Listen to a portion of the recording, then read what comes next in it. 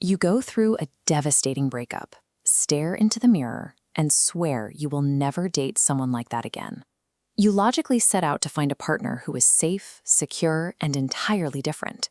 Yet 6 months later, you realize the new, seemingly perfect person you fell for is doing the exact same toxic things your ex did. It is highly tempting to rationalize this pattern. You tell yourself you just have terrible luck, or all the reliable partners are simply taken. But your subconscious mind is operating on an entirely different agenda. It actively bypasses safe, stable partners to deliberately hunt for people who are exquisitely designed to trigger your deepest, most painful childhood wounds. Couples therapist Terry Real refers to this dynamic as the mysticism of marriage. As he points out, we all eventually marry or date our unfinished business.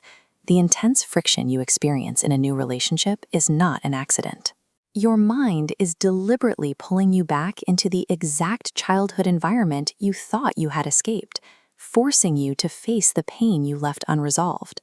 To see why we actively seek out this familiar pain, we have to look at what actually happens inside the body when we get triggered, which requires redefining our understanding of trauma.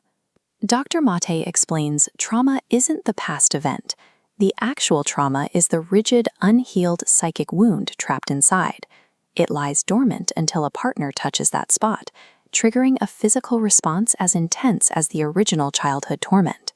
In that exact moment of emotional flooding, your brain completely changes gears.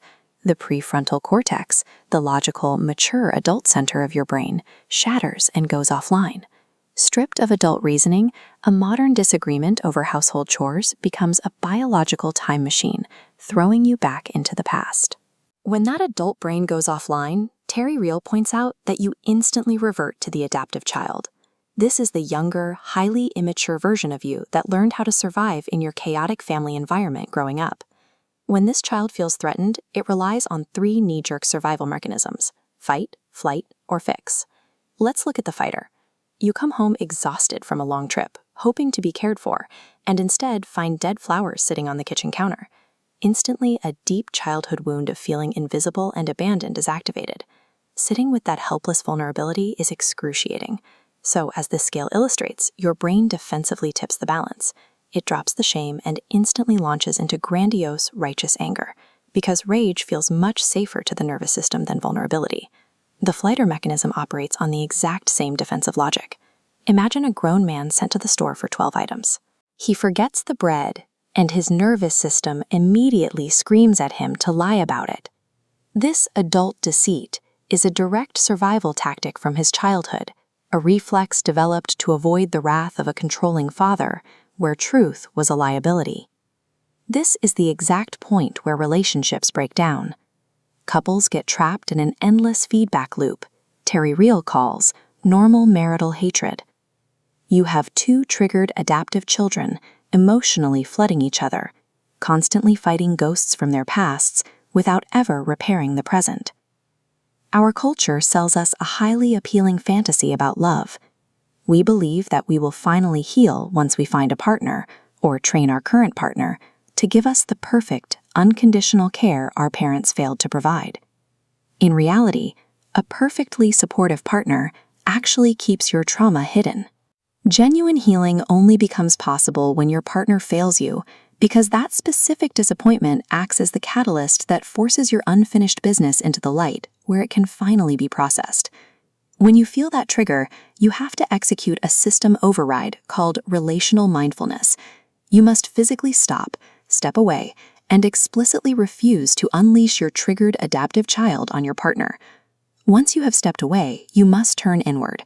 Rather than attacking your partner over the dead flowers, you have to comfort and self-soothe your own triggered inner child.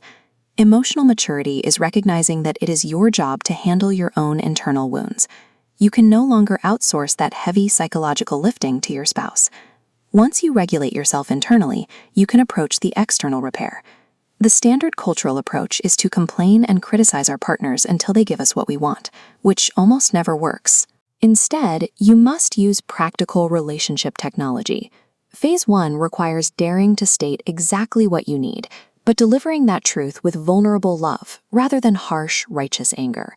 Phases 2 and 3 require gently teaching your partner how to meet that need, and then actively rewarding their effort. You praise them for trying, rather than punishing them for an imperfect execution. Escaping the gravity of your childhood patterns is incredibly difficult. It demands you drop your ego, abandon your grandiosity, and face the absolute terror of pure vulnerability. Above all, it requires taking absolute, total accountability for your own unhealed psychological wounds.